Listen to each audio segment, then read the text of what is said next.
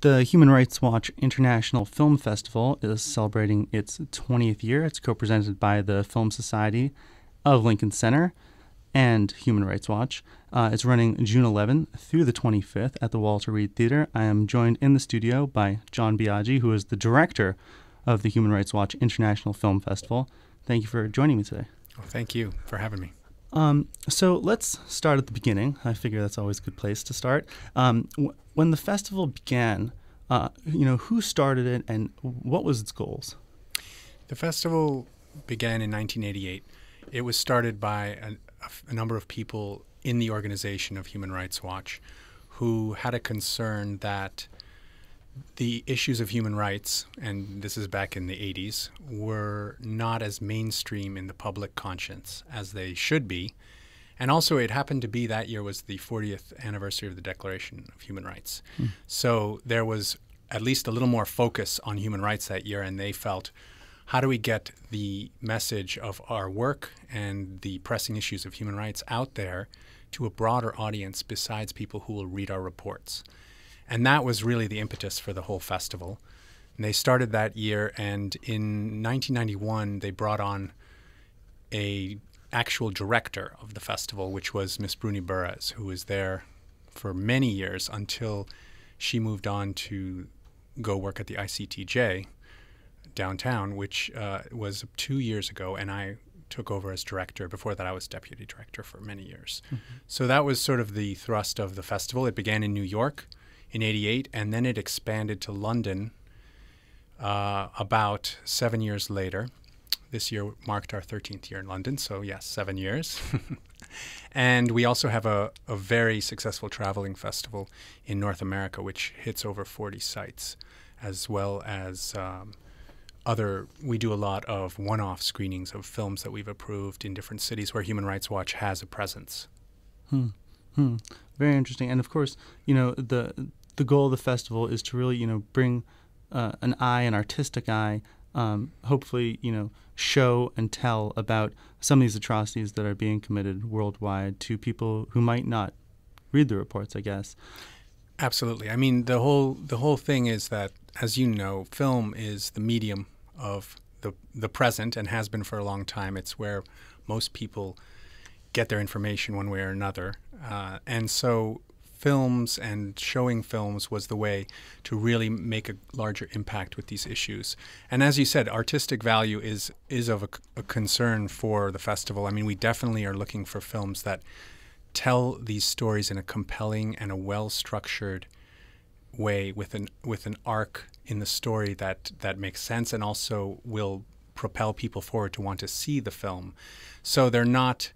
And they've become very sophisticated too. I mean, when we started out years ago, even when I started 13 years ago, the films were rougher. They were rough around the edges. The camera work wasn't so great. The editing, there were pieces missing. The music was not very well thought out, the music design. But they've really, I mean, now you look at these films, especially these documentaries, and they're very, very finely crafted.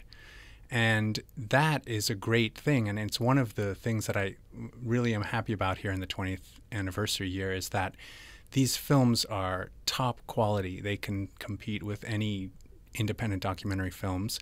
And the dramas, too, have come a long way. I mean, you've seen what's happened with Hollywood and human rights. They've really taken on a lot of human rights issues in Hollywood films as well. And that's an indication of the importance of these subjects and also the fact that if Hollywood has decided people want to hear about human rights, then that really sends a message that indeed, these are subjects that aren't just for a very selected niche audience, but they're for a larger, broad audience. And that's supported in the festival and its growth over the years. Since you brought it up, I wonder about, do Hollywood movies have a place in this festival? I mean, would you take a look at Blood Diamond or something like that? Or is it really more for these independently financed films that are really from there telling the real story? That's a good question. In fact, we do have a place for them.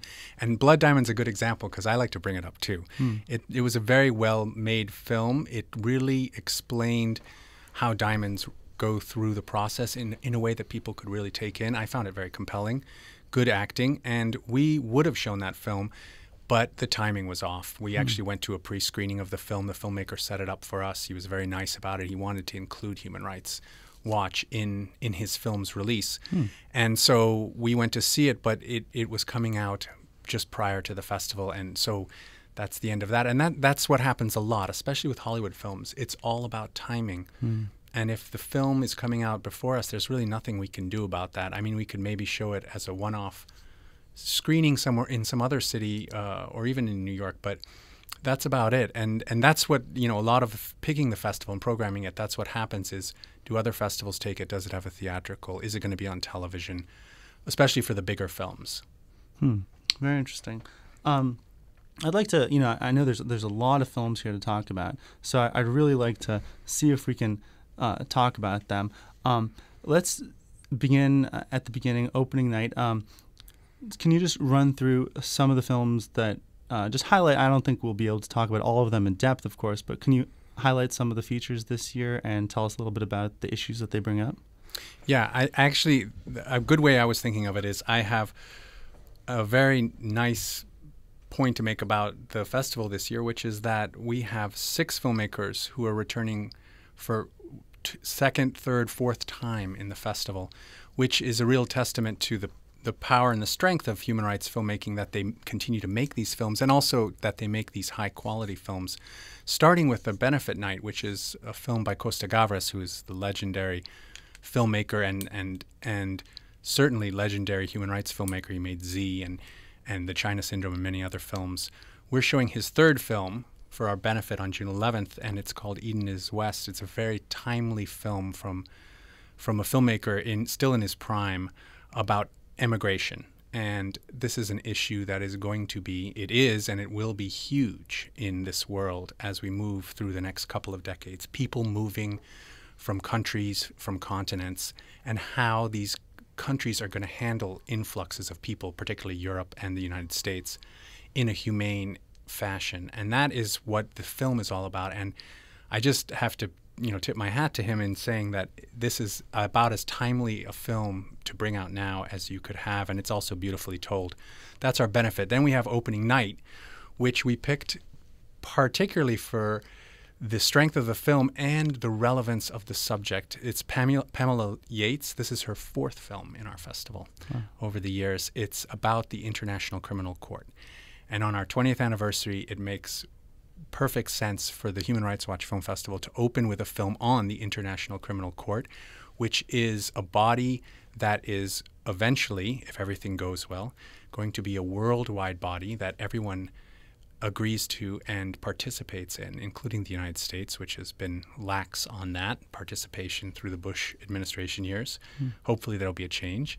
And it's very important that the International Criminal Court strengthens and that people realize what it is, what it does, and support it, because this is all about bringing justice to people who have violated human rights around the world in large measures. So that's our opening night film. And then our closing night film, to bookend it, is The Yes Men Change the World, which the Yes Men is their second trip to the festival. We showed their first film, just called The Yes Men, 4 years ago as our closing night also. And it is very fitting that we show it here again.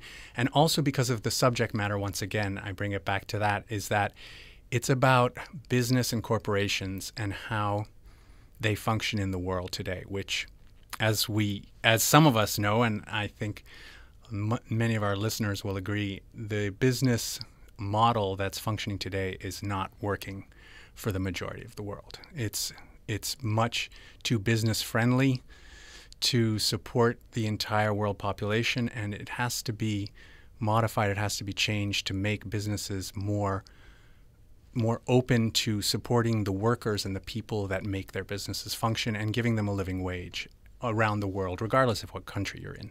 So that's really the heart of what the Yes Men's are getting at. So we have the ICC on one hand, and we have the world and business on the other, and we have Costa Gavras with immigrants. I think those are 3 of the major topics on human rights in broad sense in the world today. Yeah, I had a chance to watch The Yes Men last night, actually, and I found it extremely illuminating and entertaining. they do something very, very interesting with their. They have this, I guess you'd call it a hoax, but they bring out this golden skeleton, Right. and it really does bring about these questions as to how a business values a human life. Exactly. Yeah, and I found that very, very illuminating, and I hope that people will go out there and see this film and start to think about how the products we buy, each thing, whether it's plastics from petroleum and stuff like that, the chemicals, in every single product we buy, there are human lives that are being paid for with your 99-cent whatever. So many issues, so many countries. I want to talk a little bit about, very, very difficult subject here, but Mrs. Gundo's daughter. Can you tell me a little bit about this film? I know, unfortunately, not everybody's going to be able to see all of these films, so some of these issues I'd really like to bring to the public light right now because they're not on the headlines of the New York Times. So can you tell me a bit about this film and about the issue it explores? Yeah, it's a very beautiful film. It's very sensitively told. It's by two filmmakers who, this is their second film in the festival. They showed another beautiful film, Rosita, about a 9-year-old girl. That's very moving. And this film is about a mother from Mali and her baby, her infant daughter. And she's here in the U.S. and she's seeking asylum because she knows that if she goes back home with her daughter, and it's the reason she left, that her daughter will experience female clitoral incision, and she doesn't want that to happen to her daughter. And it's beautifully told. It shifts back between the U.S. and Mali, and in Mali, the filmmakers cover one of these incision ceremonies where 60 girls from a village, and I think surrounding villages, not just one village, are brought together dressed in white, and they go through this whole ceremony ending in this procedure, which is pretty horrendous. And it's not told in a graphic way. It's just, they do a very nice job of just showing the process of the ceremony, basically, and stuff. But you see the girls coming back afterwards, and they're all sort of hobbling along, and it really hits you. It hits you and they all look quite dazed. So I hand it to the filmmakers here because this is, as you said, a tough subject to make a film on, and to have people want to see it. And in this case, they have pulled it off brilliantly because it's beautifully told, without, exploiting in any sense a wince factor in the film of like, look how bad this is, let me show you something very graphic, which is not the case in the film. Yet it gets the point across in as strong a way as you could hope to get it told. And it's just a lovely film, and I hope people come see it. Yeah, I hope so too. Can you tell me, I'm not sure, I didn't get a chance to see the film, perhaps it's brought up in the film, maybe how prevalent this practice is in Africa of genital mutilation? Well, I don't have the figures. I know that it's quite a prevalent factor, and right. in Mali, I think it's the vast majority of young girls Wow. and young women go through it because it's such a strong cultural thing. In fact, in Mali, it was the government has opposed it, but it hasn't managed to change the culture of doing this. So that is actually a very interesting part of the problem, is that it's so deep-rooted that it would take a major and very well thought out, I think, campaign. Billboards and whole people going out and conferences and everything, but you'd have to get down to the grassroots of it, Sure. I think, to really change anything. Sure. Well, that's a film that deals with a very heavy and difficult subject matter. But let's move on to something what I think is lighter. Again, I didn't see this film, but perhaps you could tell us a little bit about the film Afghan Star and what happens there. Afghan Star, it's a wonderful film For many reasons, one of which is it has a very popular and very easily accessible hook, I would say, which is that it's the Afghan version of Pop Idol or American Idol. Pop Idol in Britain, American Idol here, which is, of course, the vastly popular television show. And Afghan Star is that exact show in Afghanistan, of all places. And it really shows a lot of what is going on there and some of the problems that that country, the hurdles it faces. It's particularly social problems where women are still excluded and pretty much sidelined and made to be a certain way, which is to be very, well, how would you say, chaste, very, to remain in proper clothing and not allowed to dance, no singing. And with the Taliban's resurgence, this is becoming even more of a problem for women. And the film really focuses on 3 or 4 young contestants. They're all in their 19, 20, early, and singing, and they're vying to become the next star, the Afghan star. 2 of them are women, one of whom makes the fatal error on the show of dancing on stage, which is not something women are supposed to do in that culture. And her veil falls off her head while she's dancing, so her hair is loose. Really, and you see all the other contestants watching on a monitor, and they're all shaking their heads like, what is she doing? This is terrible. Because they know what it means. It's very bad. She gets death threats after that. She's still fine. I mean, updates from the filmmakers recently, but it's a very scary moment for her to be that, open in that society, and it shows you, what are some of the social problems of the country, as well as you can feel the other political and the danger problems. There's a lot of security around the place where they have the final sing-off. And also that it's still a very tribal country, because you have people from different tribes represented in the finals, and you can see that people are lining up behind they're supporting their particular guy. Sure. So it's a nice way. I like showing films like this one because it's easily accessible for the average person, anyone, to come see and enjoy, but also to get the deeper meaning and the human rights content through the film, while enjoying the film and the thrill of waiting to see who's going to win at the end. Of course.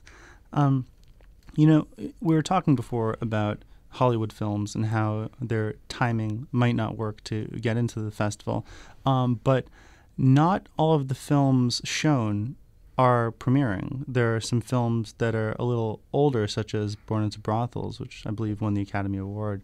So like, is there a time limit on these films?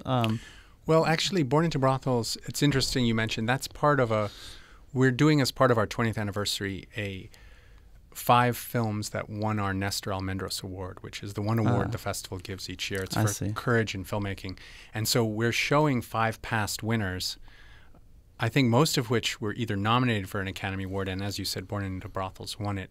It's a great group of films over the years, and it's a chance to see some of the strong films we've shown over the years, which is something we don't usually do because we don't have that many slots in the festival. We only show 32 films this year. Mm-hmm. So these 5 films are showing as weekday matinees, and they're on various subjects.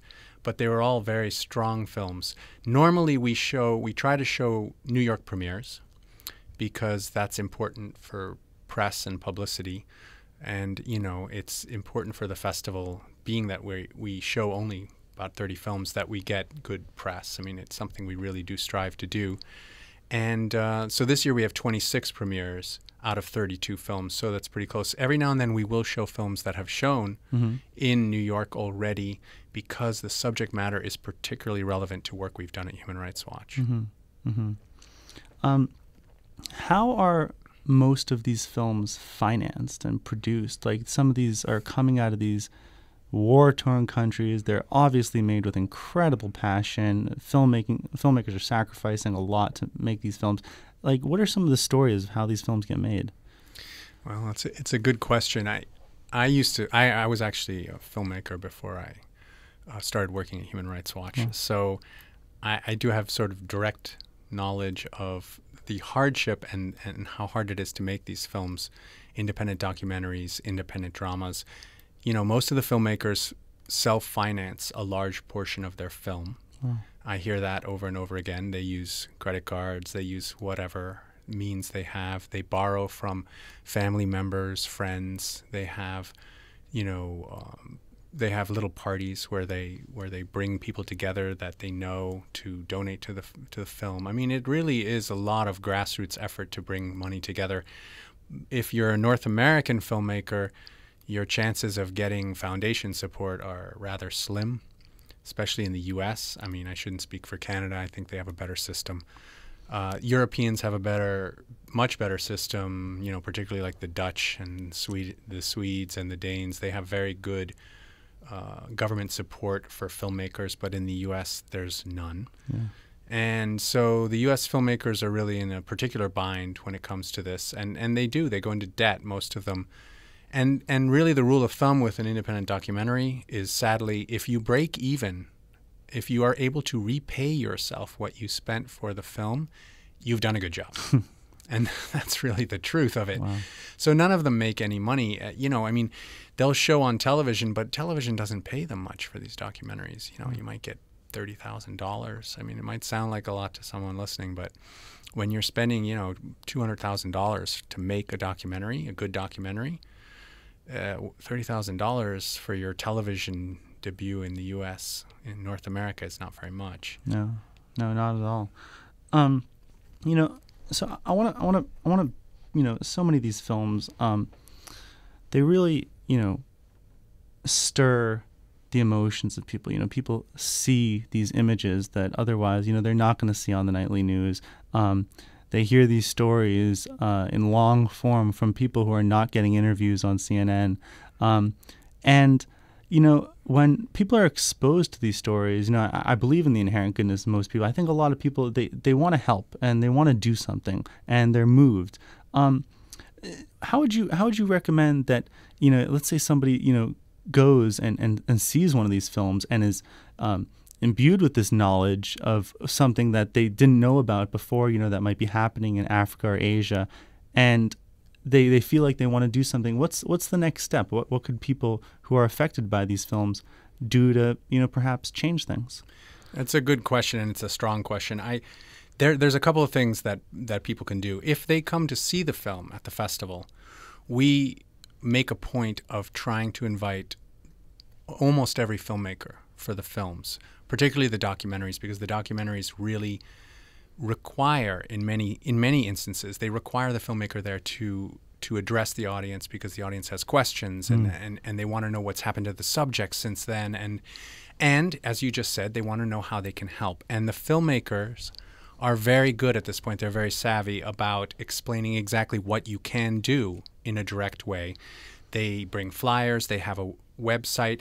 The other thing that's changed dramatically in my years at the festival is most documentary films made today put up a decent website, which wasn't the case even 5 years ago or less. And on those websites, they put links and they explain how you can help directly this situation.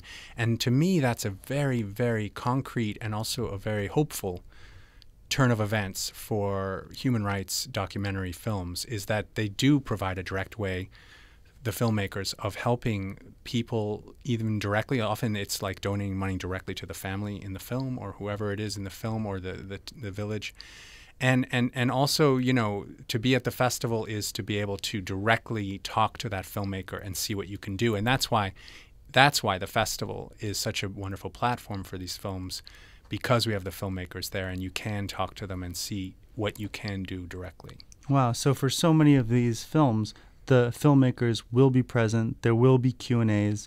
The audience members. Most of them. The vast majority. I'd say 80% of the films we have the filmmakers there for Q&As. Wow, wonderful. So for everyone out there, if you're going to see these films, you will have a chance to talk to these filmmakers directly. They can explain to you how to help. They can answer your questions. That's, of course, a very unique opportunity.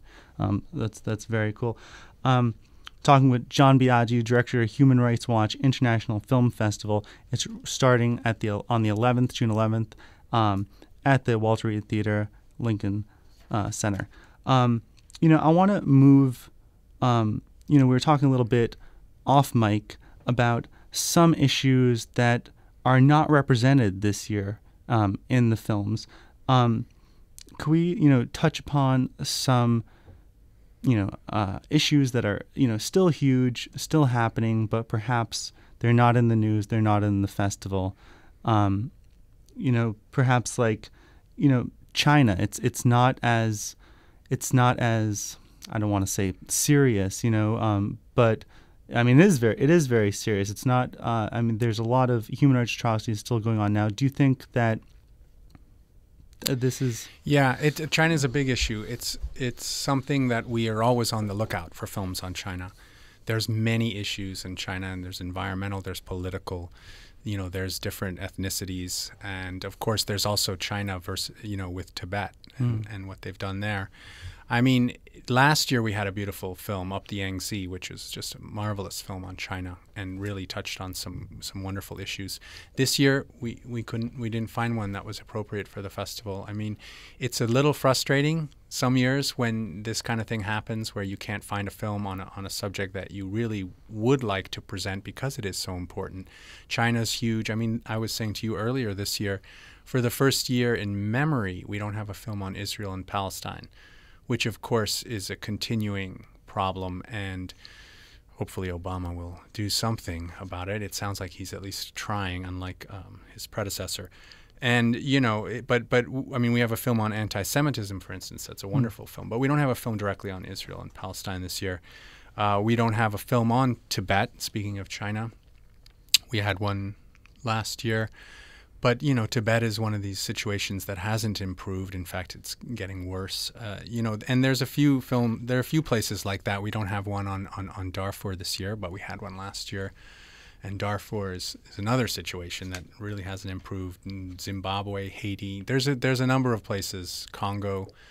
You'd love to be able to cover all of the hot spots, but Sure. It really depends on what's made. I mean, for instance, as an example, when the war in Iraq began, of course we would want to show a film on that right away, but there weren't any good films made on it for at least a year or more afterwards. And that's usually the case. There's a lag, an understandable lag between when a new human rights situation emerges and how long it takes for a really well-made film to appear on that situation. And then there's ones that are ongoing where we show films, and then maybe one year we can't find a new film that deals with it, or we've already shown a much better film that's covering the exact same ground as a film that comes up the next year that's not quite as strong or doesn't show something from a new perspective, which is also something that you need to look for in a festival that's been going on for 20 years. You need to find films that have a new angle or a new approach to subject matter that has been going on for a very long time, like Israel-Palestine, for instance. You mentioned Israel-Palestine. The film you mentioned before is Look Into My Eyes, right? Which is Naftali Glicksberg's film on anti-Semitism. First, can you tell me just very quickly a little bit about the film? Yeah, I love this film. It is really a masterful job that Naftali does. He's in the film. He's the main character, and he basically travels the world and hits some very well thought out spots and people to talk to about anti-Semitism around the world. And he is a master at coaxing people and bringing out the truth by continuing to talk to them in a situation where you would think most people would say, wow, this guy just said, I don't like Jews to my face, and I don't really want to talk to him anymore. But Naftali, he hangs in there because he wants to know. He wants to know why and what they really feel and why they have this strong hatred. And so he teases all these things out of his subjects from different parts of Eastern Europe. There's the U.S. He deals with the Christian right that's a very particularly interesting time when he goes to one of these mega churches and he talks to the pastor there who begins by saying how much he loves it, Israel, and it's the chosen people, and how big he is on this. And by the end of the interview, he's basically telling Naftali that he really doesn't like Israelis and why. And it's a pretty remarkable sort of, I get behind the face of what you're trying to present, which is not really what you feel. And he climbs behind there, just like in The Wizard of Oz, and he just gets behind there and finds out the truth of this situation. And it's shocking. It's shocking what he discovers. And frankly, it's a little depressing, because what he discovers is that, anti-Semitism is very alive and well in many, many parts of the world, and that it's just covered over in many instances by, people realizing, well, I can't say that. I might feel it, but I'm not going to say it. And he manages to make them say it. Wow. Very, very fascinating. But that brings me to an issue that we spoke a bit off mic, and we're running out of time, so I guess it'll be my last question. But, you have these extremely hot button issues, Israel, Palestine, anti-Semitism.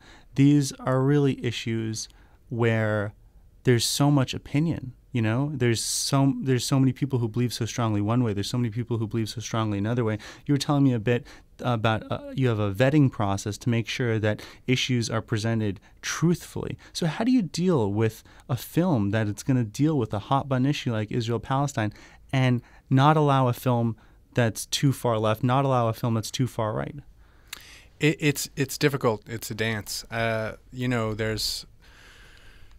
There's a sense of where the political process is at in that current situation, and what the feeling at Human Rights Watch is about what needs to be done or what needs to be said.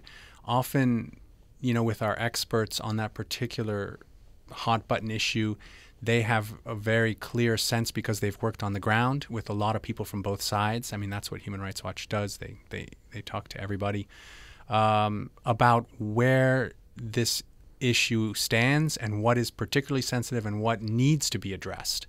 Human Rights Watch is not adverse to addressing something that other people don't want to address just because we're going to get flack. I mean, we get a lot of flack for a lot of issues, as you may know.